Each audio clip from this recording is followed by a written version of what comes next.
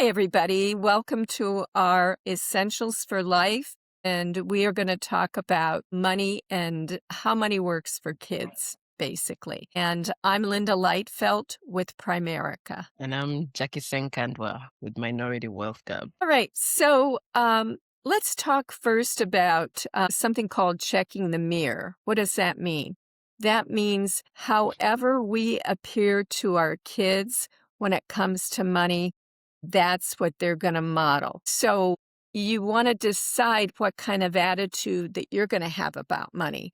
Are you going to be worried about money? Are you going to say things, I don't know if we can pay our house payment, or we're so in debt, so many things that people just say and they don't really think about it as Mhm. adults. And then the kids learn this, and Yeah. that's how their attitude about money is going to go. So I think we have to be very careful about that. And we can also model things like saving, for instance, paying yourself first, it's called.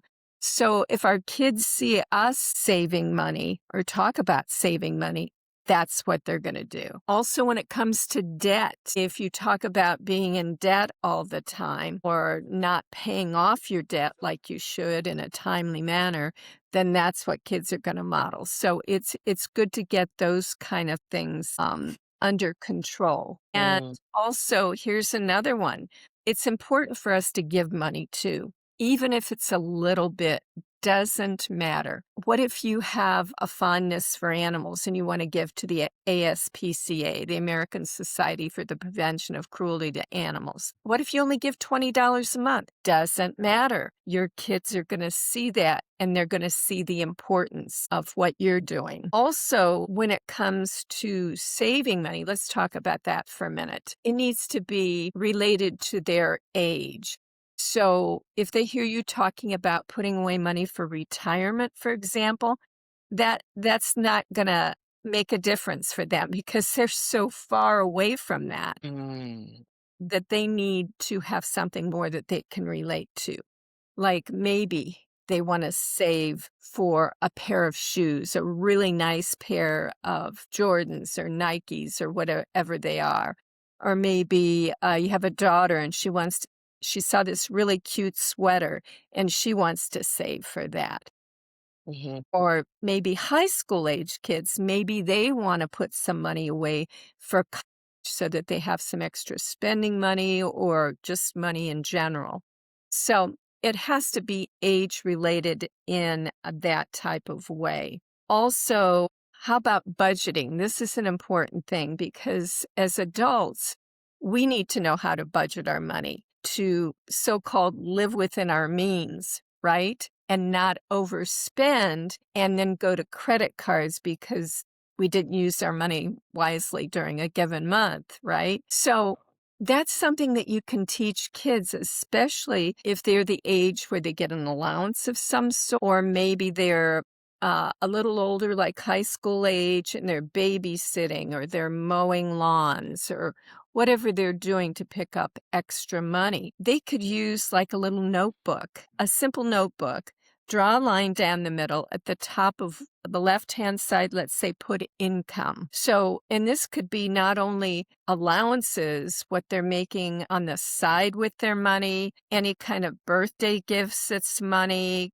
anything like that would be income in a given month. And then on the other side, expenses. What are they spending their money on? And this way, they're going to learn that if they go over in expenses and they don't have any more money left in a given month, guess what? They can't spend any money then. And so that's a good thing to teach kids too. Let's see. How about kids that maybe want to start a business? I don't know if you ever heard about this kid, and he actually started collecting money. And maybe you can relate to this, Jackie, since you're from Africa. He wanted to Mm. help build wells in Africa so the people would have water.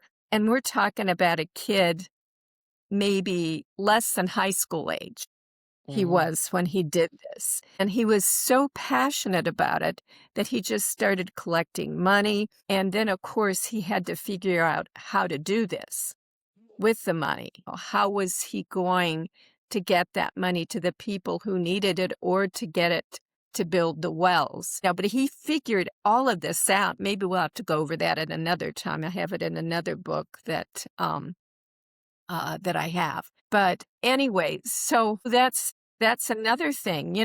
He probably used some of his income, right, towards the expense of that saving the money, or how he was going to save the money for that water well or collect money from other people. So he put that in his budget every month. So that's just another example of what kids can do in terms of giving money. Also, and starting a business, that's what we were talking about too, because kids can start a little business, even if it's as simple as, let's say, a lemonade stand in front of your house. That's a business, isn't it? And if they learn that they have to, they have to have water, they have to have lemons, they have to have sugar, and what are they going to charge for that, for each glass of lemonade, and so forth and so on. So that could be a little business in and of itself. And yeah, so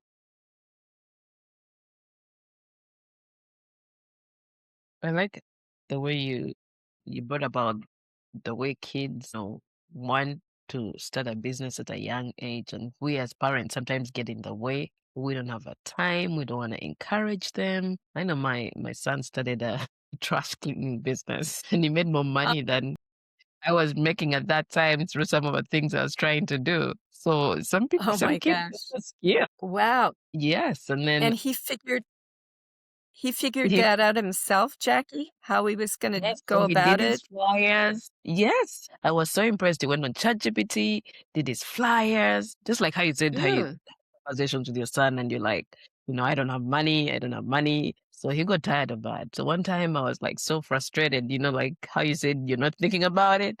I was like, you need to get a job. Yeah. And so he came with me with a proposal.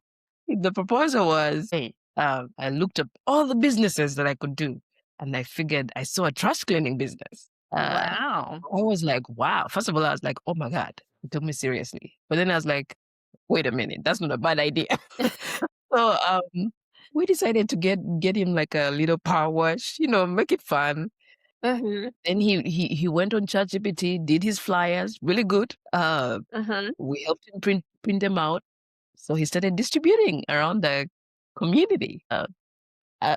I tell you that the mothers in the community were very, very incredible and very um, compassionate towards him. I was so encouraged by that. 'Cause I was like, "Ooh, knocking on the doors and then trying to pitch yourself." So yeah, so Yeah. most families actually let him because they had a dirty trash can they had to deal with. So they were so happy Oh someone my was doing gosh. it. So sometimes I would go along with him, but other times he'd be like, "Mommy, I got it. I'm gonna do it," Because I'm like, well, it's gonna use a lot of water. It's gonna waste it out. But most of the parents were really understanding, so that was interesting. Wow. And all of them were always tipped above, because he was charging like $10 or $15 per trash can. So, but yeah, he got to almost $2,000, almost. So, but he was Wow. motivated because he wanted to get himself a bike, an electric bike. But yeah, just Mm. going through the experience. But I realized like he has that entrepreneurship spirit. Like I need to encourage that more, not just in the way Absolutely. and say, no, you can't do that, you can't do this. So many times parents are in the way of like something that, is coming naturally to your kid. So, from then on, he's getting other ideas. He wants to sell a bike because he can't ride it anymore. Mm. And then he wants to get something else.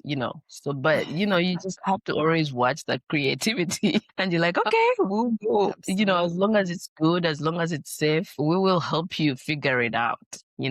But, Wow. some of his kids they think outside the box. So, Oh, yeah. yeah. So he had a business plan. He Mm-hmm. knew it was something that people needed. He Mm-hmm. advertised, Mm-hmm. and in his case, maybe there wasn't any need for tax laws or anything like that, but Mm-hmm. it also helped him develop good habits, some good habits there. So, Exactly. And more importantly, he doesn't look at me as the only source of money. oh, That on my side is like a relief. So he's like, if I can do it, then he got to figure it out. So that's yeah, nice.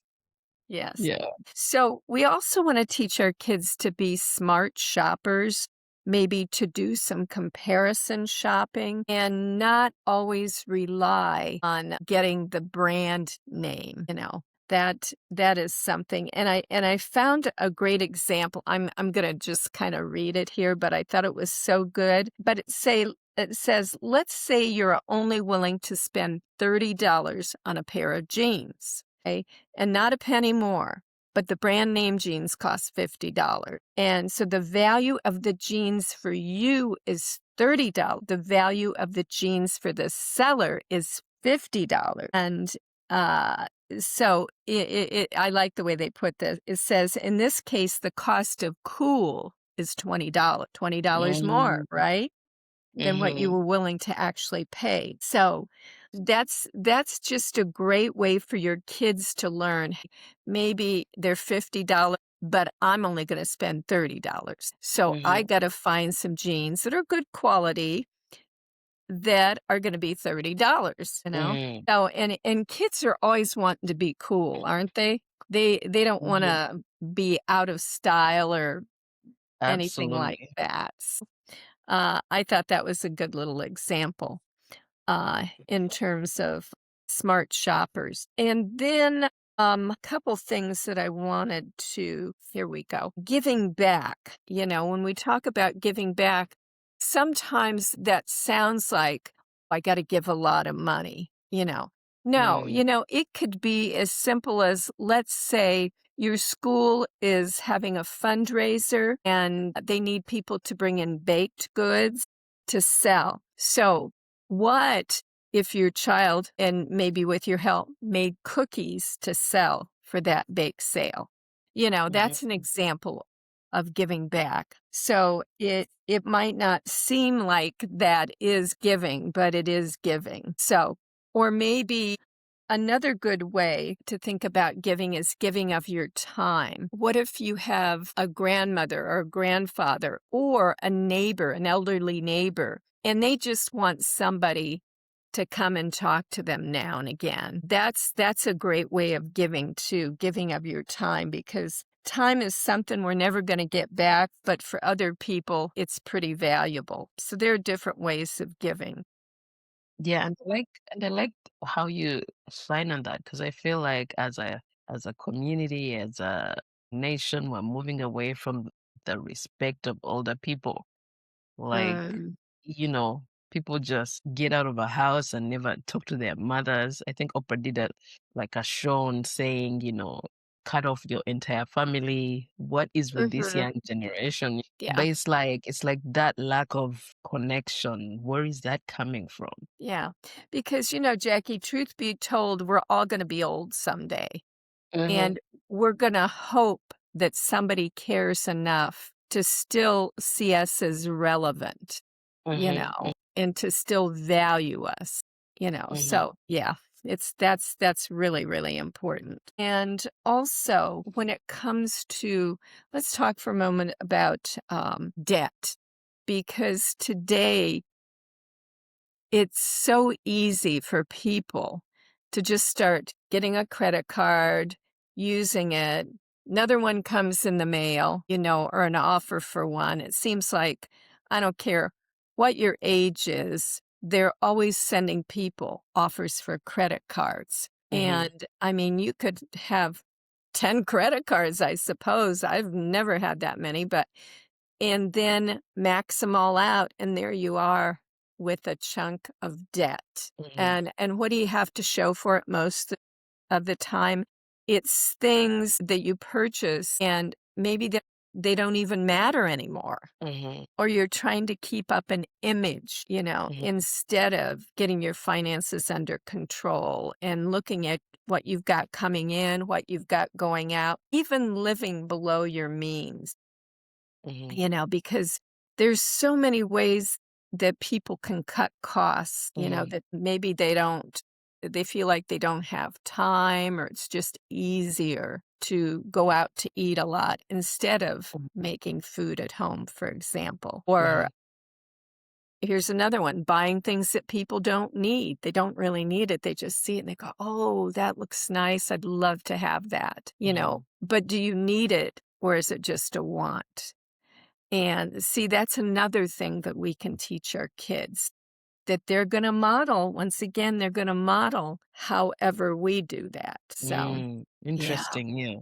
And right now it's tough for people. So I could see how people are getting in debt. The numbers are showing that people are using yeah, credit cards for just household yeah, yeah, necessities, with a job cut, you just end up there, yeah, So sometimes it's not something that you wish to do, but it's like it's the only way you can survive.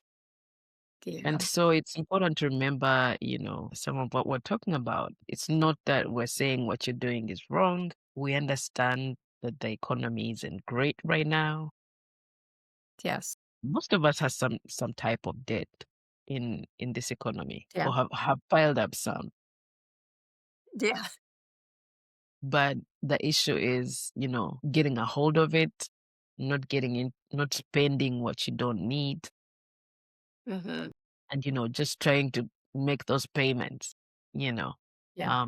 Because I think I had in the news that they were trying to, take people's wages and stuff for student loans and all these kind of things. So it's really tough for families, mostly right now with all these layoffs. We Yeah. understand the situation, but what you can't do is ignore the debt.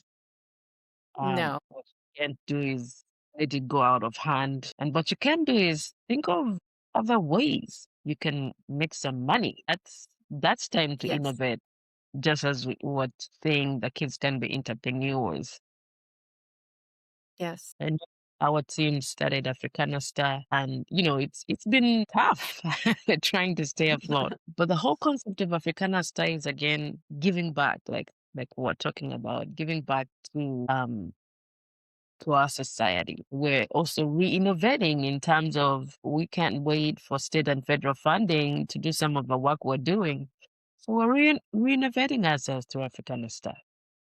Mm, Use some of that money to fund our projects that we're passionate about and that we want to see come to fruition. And then Africanista is actually a salon, so you can get some of the nice hairstyles that I have. very nice. And then we also are branching into color and all the different textures of hair. So one of us, our hairstylists, each of them has a niche that they have. So some of them really do like really nice black hair extensions, colorings, name it. Some of them have worked on celebrities. So these are the Wow. people I've brought on board. And the whole goal is to, bring the community together. Africana Star welcomes everybody. As long as you have a hair crisis, we're there to fix it, no matter what the texture of your hair. So it's a hair salon. I know one of the most segregated industries is the hair industry, and it's shocking, Mm, and it's just like from the opinions or the biases that we all have in terms of who knows best about our hair. mm. Biases of like, you know, people thinking black folks can do white people's hair. That is not true. Um, so we really have to be aware of our biases. And the goal of Africanasta is to bring together this community. When you come to Africanasta, you are a star. We focus on you. We don't focus on anybody else. Most of it Mm, are appointment only because, we want to make sure that it's you that we're focusing on. We get your hair done. We get you looking the way you want to look. So we've had some clients come in, ask for a Hollywood wave. I'm like, that's my next hairstyle. So there are all kinds of like hairstyles that we can do for you. And if you have no idea what you can do with your hair, you can always ask the hairstylist. Give me an idea. What can I do this time? Right? Because they know your face, they know your tone, and they know how you look so different. So my next look for sure is gonna be different. Just because, there's just so many hairstylists that can do so much. And I do want to try mm.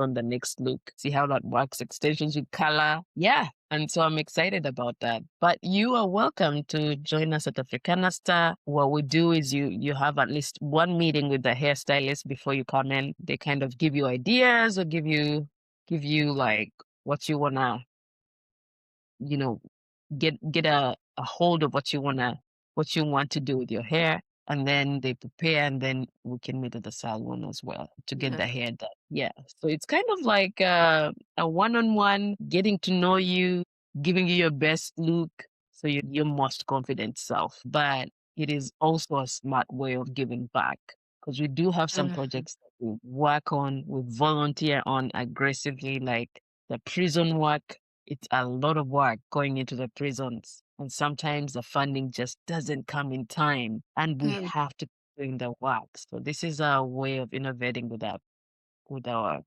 partners, Financial Literacy Training Academy. And the other thing is we're studying a youth cohort. So this youth cohort will be focused on the juvenile youth. The idea is to teach them entrepreneurship, teach them credit, teach them Mm. marketing, all things being an entrepreneur. 50 of our students have already not gone back to jail or been in situations that would take them to jail just because they're part of that curriculum. So, in order for us to do that Mm. work, we need to fund computers, we need to pay some of the startup costs, and sometimes they have just brilliant ideas. We want to make sure we can fund some Yeah. of that, get access to capital for some of that. Like I said, this is the time for entrepreneurship. The one thing that we as minority wealth cap believe in is either entrepreneurship or workforce development. One of us two. That will help Wow. us create a wealth cap. So we are living the dream of entrepreneurship through Africanasta. And we hope you guys are watching us, but we do want to invite you to not just watch, but be part of it. And also to think about what else you can bring to this nation, what else you can bring to this society, and we can connect you to some of us very partners that we have, because Minority Wealth Gap has already done the work for you. So this is an exciting time. I know it's scary, but it's exciting at the same time. It's just everything is not the same, but it doesn't mean that where there's a will, there's no way. So we have to think outside the box. And so Absolutely. we're hoping that Africanasta is that source. When you come to Africanasta, sometimes if you find me there, I'll tell you about my nonprofit work, what we're doing. We even have little pamphlets. We just want to expose people to as much information as possible. So you're not just doing your hairstyles, you're also knowing what else you can do, what else your kids can be exposed to, you know. So it's more just a salon, it's more of like a safe space, a community space. So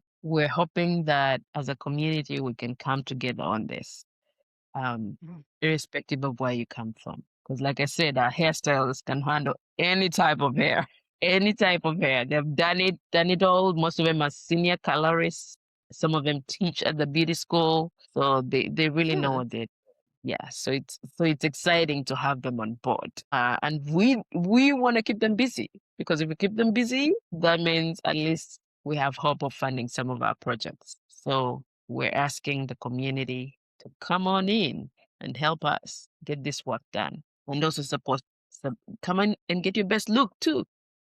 But otherwise, thank you very much for listening in. This is Essentials of Life with Linda and Jackie, and see you again next week. Absolutely. And if you'd like to contact me regarding education, financial Mhm. education, or helping you with your money, you can reach me at 818-378-3752. All right. You can say that number again so they have it. Okay. Yes, it's All right. Till next time. Bye, everyone. bye, everybody. Well,